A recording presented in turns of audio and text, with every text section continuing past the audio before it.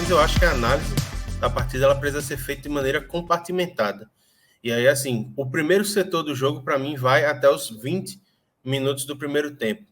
Nos primeiros 20 minutos, a gente vê uma partida mais equilibrada, com o Ceará adotando uma postura mais preocupada em anular algumas peças do Palmeiras, como, por exemplo, o apoio do Marcos Rocha pela direita, colocando o Mendonça lá para aquele setor, os dois volantes tentando encaixotar o Rafael Veiga para que ele não jogasse, e fazendo com que o Scarpa e o Dudu não tivessem muito com quem dialogar.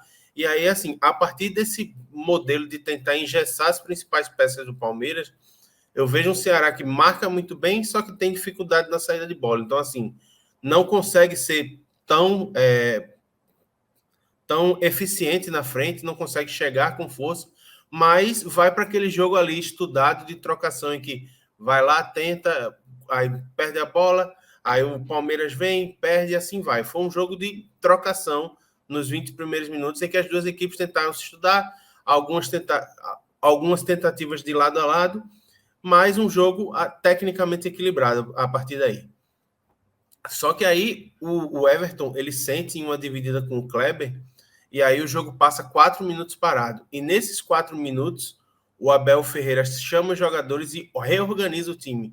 Reorganiza o time como? Colocando o Gustavo Scarpa para encostar mais no Veiga e fazer esse diálogo pelo meio e fazendo com que houvesse uma movimentação maior no setor de ataque do Palmeiras. E é a partir daí que o Palmeiras ele quebra um pouco a lógica de marcação do Ceará e começa a imprimir o seu volume habitual de jogo. E o Ceará ele não consegue responder muito bem a isso, começa a andar para trás, né? Tem que andar para trás porque não consegue ser eficiente na frente e começa a ficar exposto, e o Palmeiras começa com o volume de jogo a pressionar, e aí, assim, na minha humilde opinião, num vacilo da defesa do Ceará, acaba que toma o primeiro gol. Por quê? A tabela entre o Dudu e o Scarpa pela direita, o Scarpa bate e o Dudu entra como uma flecha sozinho na área do Ceará para completar no rebote do João Ricardo. Sendo que, além do Dudu, ainda havia outro jogador livre dentro da área, que era o Flaco Lopes. Então, assim, eu vi a defesa do Ceará dando muito espaço que ultimamente no Jorge Castelão não estava acostumando dar, certo? Especialmente no entrosamento da dupla Messias e Luiz Otávio, que infelizmente o Luiz Otávio, capitão do time, sentiu, e aí precisou entrar o Gabriel Lacerda. E aí, assim, depois do primeiro gol, o Ceará ele tenta continuar saindo, especialmente espetando na velocidade com o Mendonça, muito em bola longa, porque não estava conseguindo ultrapassar a marcação do Palmeiras feita no seu próprio campo, só que lançava a bola, tentava conseguir alguma coisa, não tinha o punch para dar o golpe final na jogada, fazer com que gerasse perigo efetivo ao gol do Everton, e aí o Palmeiras retomava a bola e com um setor de ataque muito móvel, muito rápido, chegava lá e gerava perigo ao gol de João Ricardo.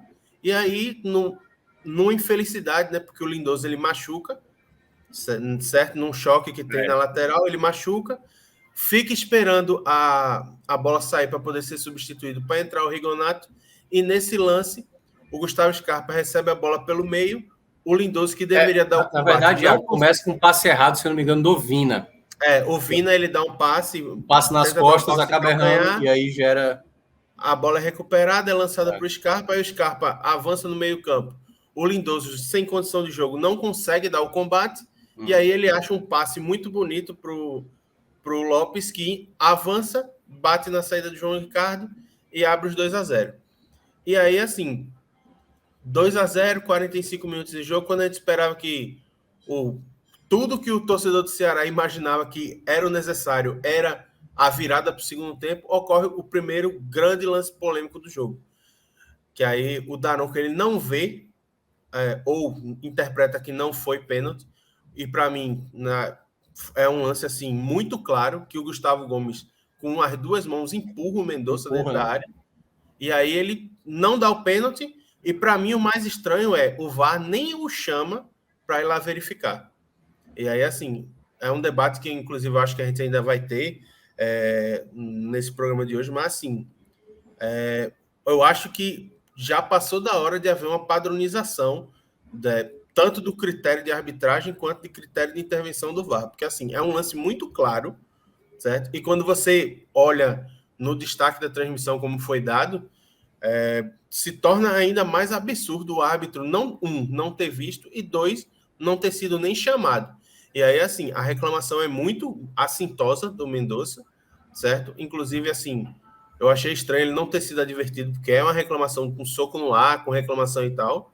Mas, enfim, acaba o primeiro tempo, o Ceará perdendo por Iago, antes de entrar no segundo tempo, até para falar um pouco ainda do primeiro, né? Claro que a gente também vai abordar um pouco sobre essa questão da arbitragem, né? Foram pelo menos assim 3 lances para a gente verificar, né? Além da penalidade, né?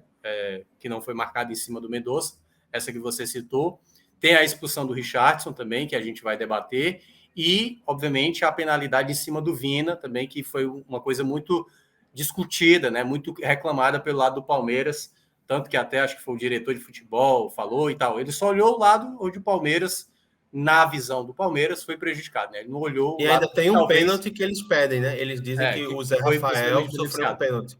Mas só um ponto também da partida, que eu acho que do primeiro tempo, eu acho que o Marquinhos ele cometeu uma falha, cara, que foi. E aí o Léo fica à vontade também para entrar, se quiser no debate. O lado esquerdo defensivo. Já não tinha o Luiz Otávio, era o Lacerda, e o Lacerda eu acho que já não estava tão bem no primeiro tempo, né? Tava gerando uns passes errados, uns botes errados. Teve uma jogada que foi no jogo aéreo que o Lopes tinha ganhado na tranquilidade, porque a bola passou por cima do gol. O Lacerda muito Parece lento inseguro, ali. Né? Muito inseguro. Tinha lembrado... Aliás, a partida contra o Inter ele foi bem pior, né? Nessa partida ele de novo foi abaixo. Mas uma coisa que me incomodou estava ali por volta dos 25, o Dudu já estava com muita liberdade pelo lado direito, que é o lado esquerdo defensivo do Ceará. Muita liberdade. E eu cheguei a falar isso na rádio, falei o seguinte, o Ceará precisa de alguém que recomponha para ajudar o Pacheco ali para aquele lado, porque o Lacerda, ele tem dificuldade, ele é mais lento, às vezes ele é disperso na jogada. E o Dudu recebeu muita bola. Teve uma que foi tão absurda, que foi um tiro de meta, batido pelo Everton, que foi uma bola em profundidade, quase gera um gol. Então teve algumas chegadas no primeiro tempo que o Dudu estava dentro da área, praticamente, porque ele acabou errando um passe, gerava um escanteio, alguém conseguia cortar aquela bola. Mas esse, para mim, foi o lado mais grave, assim, sabe? De não corrigir isso durante o primeiro tempo. O Palmeiras ficou com uma certa liberdade, você deixando um jogador da qualidade do Dudu. E o segundo jogador que tinha um pouco mais de espaço e que dava muito trabalho, que também jogou muito bem, foi o próprio Scarpa, né? Que é um jogador que você não pode deixar finalizar. É um jogador que tem boa bola parada, chuta bem de média distância, e o Ceará também, às vezes, não estava muito bem encaixado defensivamente, que é um outro problema recorrente. Então, acho que é só um ponto para complementar do que você estava falando, desse problema mesmo do time, às vezes, permitir um jogador da qualidade do Dudu jogar com muita liberdade. O Ceará permitiu o Dudu prevalecer, assim, com muita tranquilidade, durante boa parte, principalmente nos primeiros 45 minutos. Sem dúvida, e especialmente sendo que a proposta do Marquinhos Santos, pelo menos é o que pareceu no início do primeiro tempo, era de jogar esperando um pouco mais o Palmeiras e tentando buscar nas espetadas pelas pontas os lances de perigo. Então, assim, o time não conseguiu se defender e não conseguiu chegar. Então, assim, inclusive, depois da entrevista, após o primeiro tempo, o Richardson até diz que a apresentação não foi boa, tal. Ele até reclama da arbitragem também, mas realmente, assim, a apresentação durante o primeiro tempo foi tão abaixo do que o time do Ceará pode fazer e do que se espera, especialmente de um time que já venceu esse time do Palmeiras, porque venceu na primeira rodada, né? Que até os próprios jogadores ficaram incomodados com o que foi apresentado dentro de campo. Então, assim, o primeiro tempo ele termina num dos piores cenários que poderia haver, assim, perdendo de 2-0, jogando mal e vendo um time confiante como o Palmeiras, líder da competição, mandar no Castelão. E aí, assim, para o segundo tempo, eu acho que o Marquinhos Santos ele até tem uma boa ideia, que é o quê? Tira o Vina, que estava apagado, e coloca o Guilherme Castilho. O Lima, O Lima, é verdade. O Lima, e coloca o Guilherme Castilho, que estava apagado. O Lima não estava conseguindo fazer uma boa partida, não estava conseguindo aparecer. E aí, assim, na minha cabeça, foi uma ideia interessante, porque o Guilherme Castilho é um jogador que recompõe mais, tem bom poder de marcação, mas também tem bom passe, chega bem à frente.